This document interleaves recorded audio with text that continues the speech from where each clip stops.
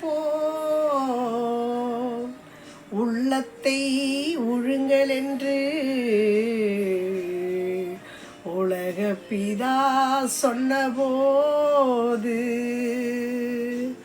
உழவர்கள் தொழிலாளர் ஊராரின் எண்ணமதில் இயேசு ஒன்றாக பதிந்து விட்டார்.